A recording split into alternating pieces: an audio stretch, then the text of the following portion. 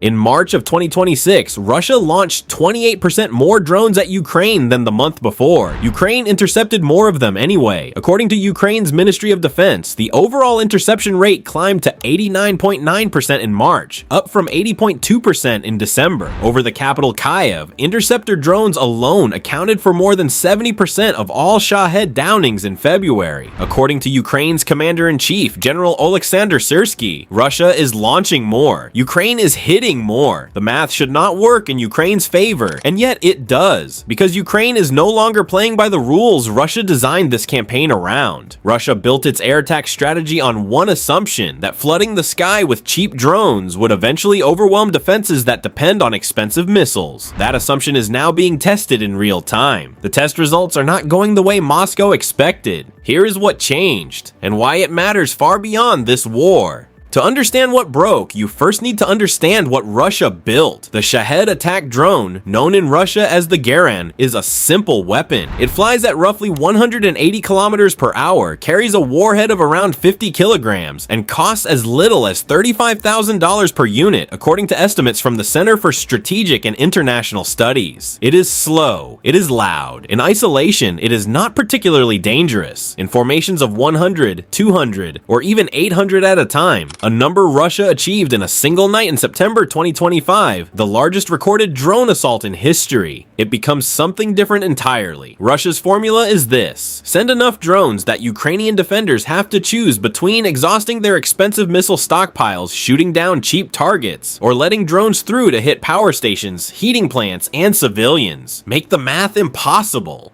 Then, once the air defense network is stretched and distracted, launch the ballistic missiles through the gaps. It worked. For a long time, it worked extremely well. Ukraine's answer was not to build a bigger wall, it was to build a smarter one. The shift began with a simple recognition: not all threats require the same response. A ballistic missile traveling at several times the speed of sound toward a city center is not the same threat as a propeller-driven drone lumbering at 180 kilometers per hour. Treating them the same way, I'm firing expensive interceptors at both, was the trap Russia designed. Ukraine stopped walking into it. According to Ukrainian defense officials, the military reorganized its air defense into a layered stack. Electronic warfare systems and interceptor drones would handle the Shahed swarms. Patriot batteries and higher-end systems would be reserved for ballistic missiles, cruise missiles, and high-value threats. Mobile fire teams and light aircraft would cover gaps. Each layer uses the cheapest available weapon against the threat it is designed to face. Ukraine did not stop the swarm with one system.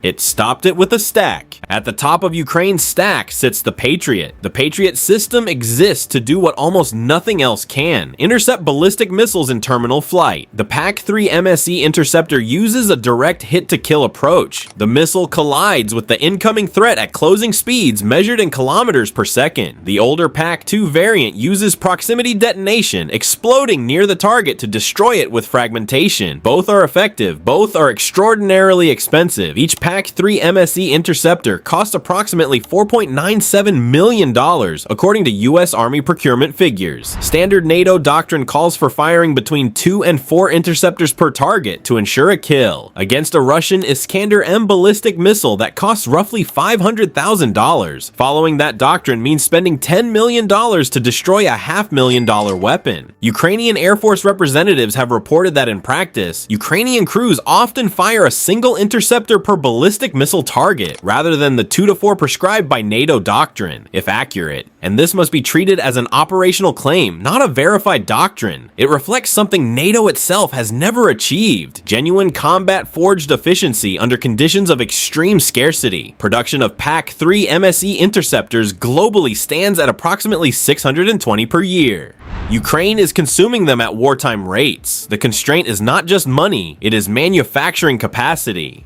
Below the Patriot layer sits the development that has genuinely changed the economics of this war. Ukraine's National Security and Defense Council reported that the country produced 100,000 interceptor drones in 2025. Frontline units were receiving an average of over 1,500 interceptor drones per day in December and January, according to the Ministry of Defense. In February 2026, interceptor drones flew approximately 6,300 sorties and destroyed more than 1,500 Russian UAVs of various types, according to General Syrskyi.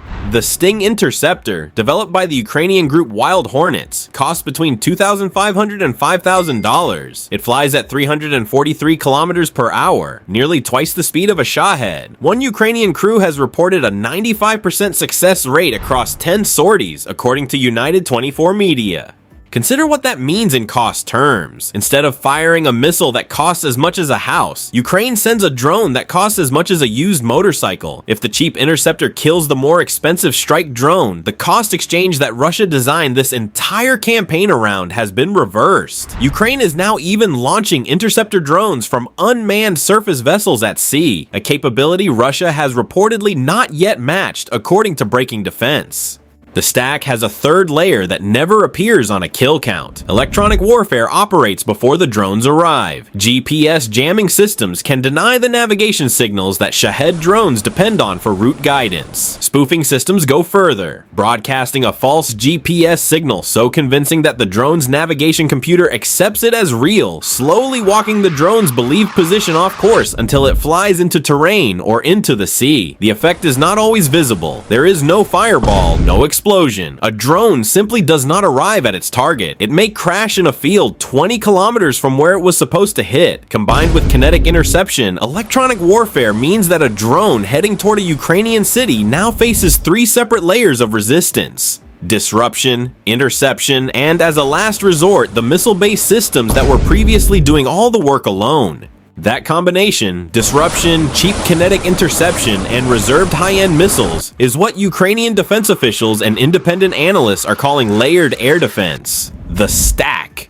Every military in the world is watching this. Drone swarms are no longer a future threat. They are a present one. Houthi forces have used them against Saudi Arabia and the United Arab Emirates. Iran has launched them against Israel. China has the largest drone production capacity on Earth. The question of how to defeat mass drone attacks without bankrupting the defender is now one of the defining problems in modern defense planning. Ukraine may be writing the manual. The United States Missile Defense Agency launched a competition in 2025 to develop a low-cost interceptor for cruise, ballistic, and hypersonic missiles with a target unit price below $750,000. A direct acknowledgement that current costs are unsustainable at scale. The lesson from Ukraine is already influencing procurement decisions in Washington, London, and Tel Aviv. The combination of layered defense, cheap interceptors, and reserved high-end missiles is being studied as a template, not because it is perfect. Ukraine's defenders will tell you clearly that it is not, but because nothing better currently exists. Do not mistake adaptation for defeat. Russia is not standing still. In early January 2026, Russia deployed the Garin 5 for the first time in combat. This is a jet-powered drone capable of reaching speeds between 450 and 600 kilometers per hour, 2 to 3 times faster than the propeller-driven Geran 2 it is designed to complement. At those speeds, the FPV interceptors that now dominate Ukraine's cheap defense layer cannot simply chase it down. Russia has also begun mounting air-to-air missiles on its drones. Reports from January 2026 describe Shaheds carrying Igla-S man-portable surface-to-air missiles specifically designed to shoot back at the Ukrainian helicopters that have been destroying them at altitude. A Ukrainian border guard unit reportedly shot down a Shahed carrying a rear-facing R-60 air-to-air missile using an interceptor drone in February 2026. By January 2026, Russia had also added Starlink satellite communication to Shaheds, giving operators beyond line-of-sight control over drones deep inside Ukrainian territory. 95% of components in Russian-produced Shaheds are now Chinese in origin, according to a Ukrainian defense veteran cited by Radio NV, meaning Western sanctions have not stopped production. Russia is learning. The stack is not a permanent solution. It is the current one. Return to the night we started with. Russia's plan was to flood Ukraine's sky with enough cheap drones that defenders would have to choose between wasting expensive missiles or letting the swarm through. For much of this war, that plan worked. Cities went dark, heating systems failed, missile stockpiles ran low. What Russia did not plan for was an adversary that would take the economic logic of the attack and apply it to the defense. Ukraine did not get richer, it got cheaper. 100,000 interceptor drones built in a single year. A Sting interceptor that costs $5,000, destroying a Shahed that costs $35,000. Electronic warfare making drones fly fly into fields before a shot is fired. Patriot batteries waiting for the threats they were actually built for. Russia built its air campaign around overwhelming Ukraine's defenses, but Ukraine may have found the one thing more dangerous than a bigger swarm, a defense cheap enough to survive it. If you want to follow how this develops, and it will develop because Russia is not finished adapting and neither is Ukraine, subscribe to the channel. We are tracking the Jaren 5 deployment, Ukraine's interceptor drone production numbers, and what the US Army's new low-cost interceptor program learns from all of it. This is the most consequential air defense story of the decade, and it is not over.